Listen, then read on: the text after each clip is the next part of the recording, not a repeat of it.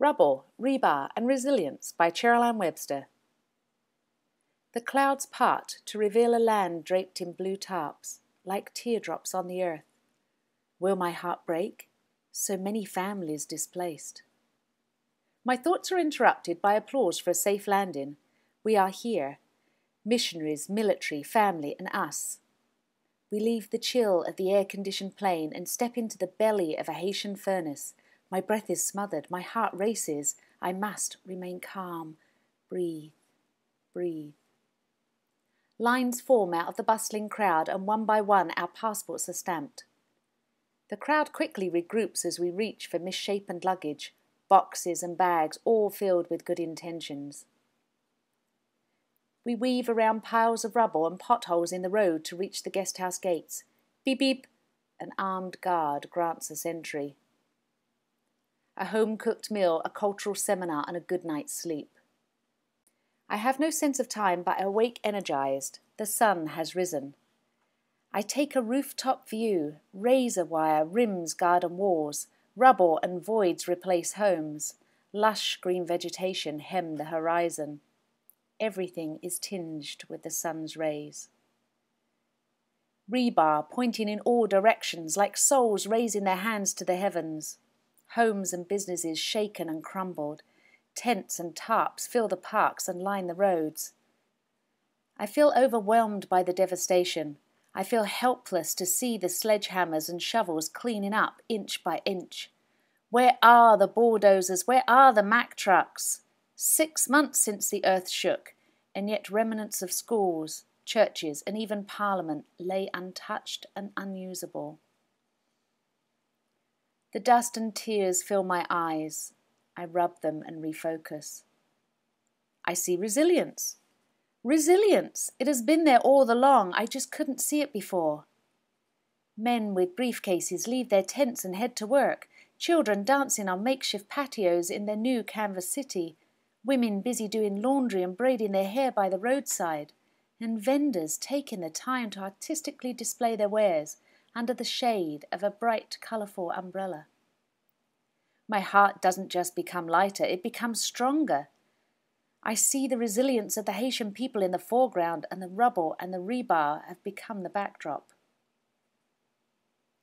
With Port-au-Prince in the rearview mirror and St. Mark just ahead, we are surrounded by green fields and mountains. Fewer and fewer tents scar the landscape now. Rusty and dented oil drums? Toxic waste? No. They await creative hands, hammer and anvil. We are all welcomed with the music of many, many hammers striking steel. The drums unrolled, flattened, templates sketched in white, tiny chisels nibble at the steel. The rise and fall of a hammer depicts stories of saints, stories of life and death. Each home in this village is a storefront and gallery. Each parent, each child, an artisan, an entrepreneur. Mountains, paddy fields, crops, so much green, so much fertile land. An established cooperative. FIDA, PCH. These few letters meant so little to me before today, but now I feel their power. The Foundation for International Development Assistance, Productive Cooperatives Haiti, providing training, raising self-esteem, empowering Haitians. 40-degree heat and a 3-kilometre walk to admire the irrigation system. My body will not let me struggle in the presence of a skirted woman carrying rocks and cement, in the presence of men searching for shade as they trowel and measure, using their hands and rudimentary tools to build a channel that will nourish the earth. Sugarcane and sweet corn fill their tummies. My heart will not let me struggle. Dressed in their best, they share their food and their pride of a newfound skills. But we baffle them with our questions. We ask without knowing the past. We ask without understanding the history. We ask without respect for their culture. I will not make this mistake again. I will listen before speaking. I will understand before questioning. From heavy traffic to the quiet countryside, from coastline to the mountaintop, we journey once again. I ask, how long? And the reply is said with a smile, 10 minutes. 9 hours later, we arrive in the village of Dushiti. Red soil at our feet, plantains, coffee and papaya all around. The house is ours for the evening. The owner will stay elsewhere. Hand-carved furniture, lace tablecloth, borrowed beds, a light bulb powered by a generator, and more food for the guests than a Haitian would ever eat in a day. 150 women gather together, a support group, a powerhouse for human rights, shared experiences, shared belongings, and a shared goal to succeed. Once again dressed in their best, they have walked for hours. Once again straight faces waiting for the blanc blanc to ask their questions. I must remember St. Mark. We listen, we question, we are divided. We cannot lose this opportunity. No more talk. Let us sing. We asked for the national anthem. We were wrong to ask. They obliged without enthusiasm. Then Betsy asked with a smile, "What do you sing when you are together as women?" Un, deux, trois, the women leap to their feet, smiling and joyous, energy flowing through their veins. Together they sing.